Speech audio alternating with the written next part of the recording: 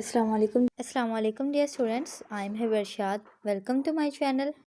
इस लेक्चर में हम देखेंगे कि हम जो इमेजेस के ऊपर टेक्स्ट कैसे लगा सकते हैं। मीन इमेज बैक पे शो हो और उसके ऊपर टेक्स्ट शो हो।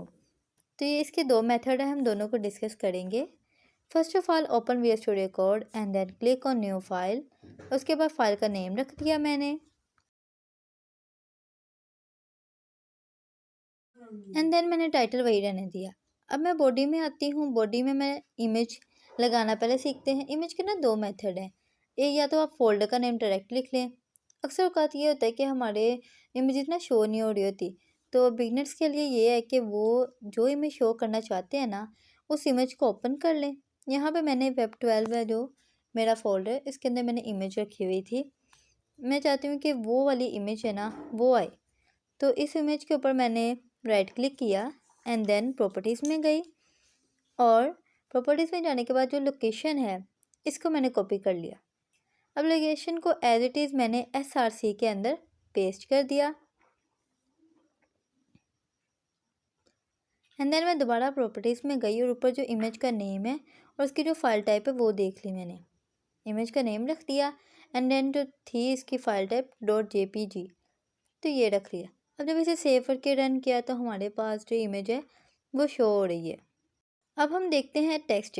यहाँ पे मैं नीचे कोडिंग में गई हूँ दोबारा और H1 का टैग लगाया है मैंने एंड देन क्या किया है मैंने इसके अंदर लिख दिया है हेलो वर्ल्ड।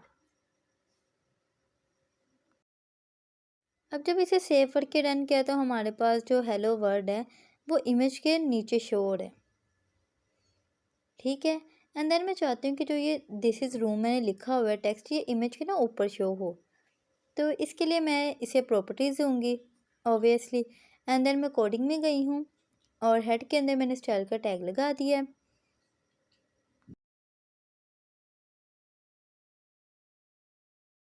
स्टाइल का टैग लगाने के बाद एंड देन मैं क्या करूँगी, जो इमेज है ना इसको मैं प्रॉपर्टी दूँगी। तो मैंने एलिमेंट सेलेक्टर मतलब इमेज यूज़ किया एंड देन इमेज यूज़ करने के बाद आगे इसके एंगल पे वो ब्रैकेट वगैरह लगा के सबसे पहले इसकी पोजीशन सेट करूँगी। पोजीशन यहाँ पे मैंने क्या दे दी है, एब्सोल्यूट। एंड देन मैं इसको टॉप दे दूँगी। टॉप में क्या देती हूँ, 0 दे देती हूँ एंड देन लेफ्ट भी मैं 0 दे देती हूँ ताकि ऊपर मुझे शो हो ये इमेज। एंड देन यहाँ पे मैं क्या यूज़ करूँगी, z-1। इससे क्या होगा कि जो इमेज है ना ये टेक्स्ट के पीछे शो होगी। ठीक है, अब जब इसे सेव करके रन किया ना तो हमारे पास जो टेक्स्ट है ना ऊपर शो हो रहा है, लेकिन टेक्स्ट चूँकि ब्लैक कलर का है तो ये नज़र नहीं आ रहा। तो यहाँ पे मैं इनलाइन CSS यूज़ करूँगी और यहाँ पे मैंने इसको कलर फ़ॉन्ट कलर के लिए हम क्या देते हैं, कलर। एंड देन कलर का मैंने कलर दे दिया है वाइट। ठीक है, अब ये टेक्स्ट शो हो रहा है। अब ये तो था एक मेथड।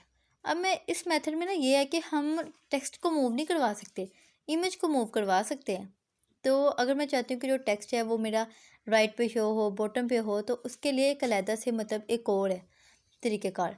तो यहाँ पे मैं इसको जी इंडेक्स को भी डल कर देती हूँ एंड देन टॉप और लेफ़्ट को भी डल कर देती हूँ।